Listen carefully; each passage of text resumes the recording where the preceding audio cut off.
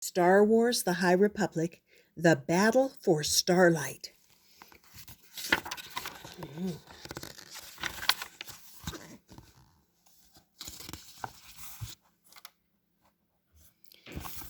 The Battle for Starlight. The galaxy was in awe. The galactic star cruiser, the Halcyon, had joined dozens of other Republic ships to tow the massive Starlight Beacon space station through hyperspace. The station, which served as a symbol of hope for the galaxy, was traveling to the planet Irium to answer an urgent distress call. Jedi Padawans Bel Zettifar and Burryaga the Wookiee, along with Bel's charhound Ember, watched in amazement from inside Starlight.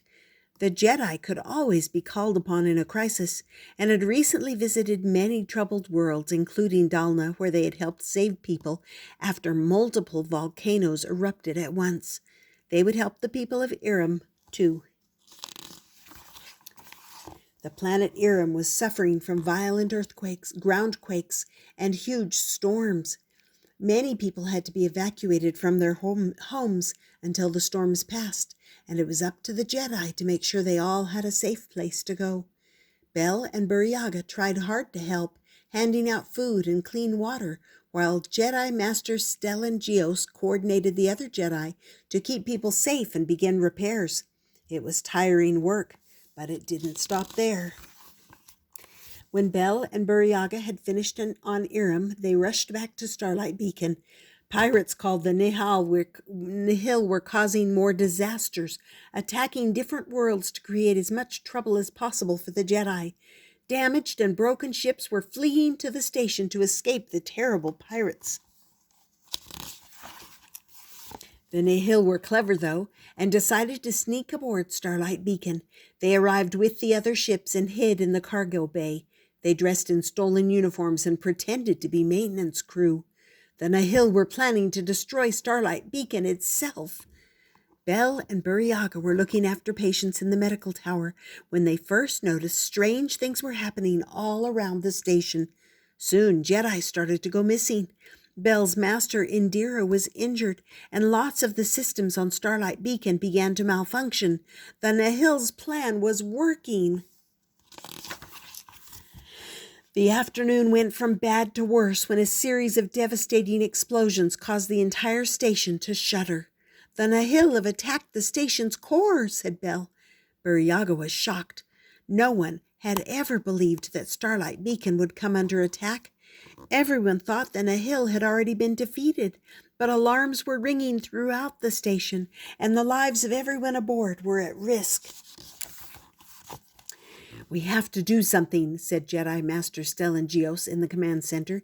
He tried to call to other nearby Jedi for help, but all the station's communication systems had been destroyed by the Nihil. There was no way to get through. The Starlight Jedi were on their own. Starlight Beacon had been badly damaged by the Nihil explosions and was coming apart. The Jedi were going to have to find a way to evacuate everyone. That was when Bel had an idea. If we use this power cell to boost a droid, we can send a signal to that medical ship from Irium close by. It worked. The ship heard his message and agreed to help. But the two halves of the station were barely hanging together. Bel and Burryaga were thrown from their feet as the station ripped in two. The Nihil had succeeded. Starlight Beacon would never be the same again.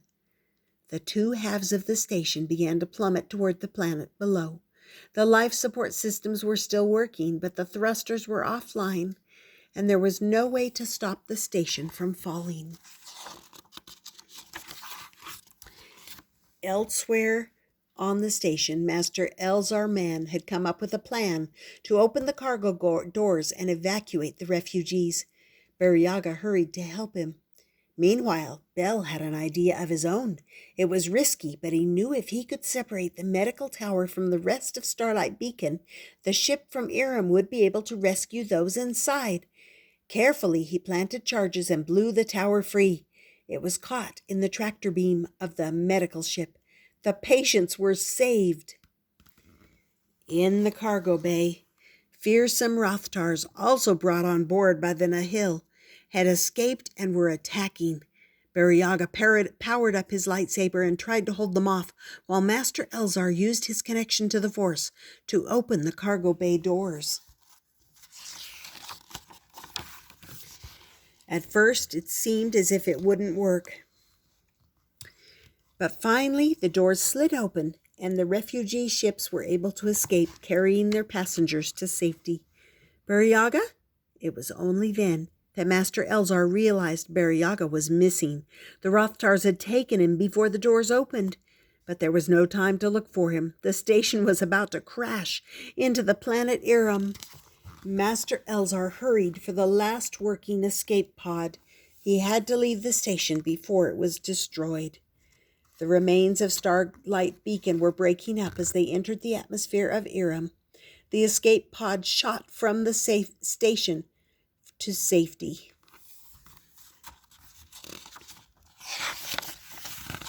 The two halves of Starlight Beacon plummeted toward Iram with a devastating roar. The top half broke apart and burned up in the atmosphere, while the bottom half smashed into the ocean, close to one of Iram's major cities. Luckily, the ruined station stopped just short of landing on people's homes. Watching from a shuttle nearby, Belle could hardly believe it. Starlight Beacon, the jewel of the Republic, was gone. The Nihil plot had worked. Starlight Beacon had been destroyed. Belle knew, though, that the Jedi had saved all the refugees and hospital patients. "We will work together to rebuild," said Master Elzar. The Jedi could still be relied on to save people all over the galaxy. First, though, Belle had a job to do. His friend Burryaga was still missing. "I'll find you, Burryaga," he said. "I promise." And that was the battle for Starlight. Hope you enjoyed it and that you subscribe and come back often. And in the meantime, may the Force be with you.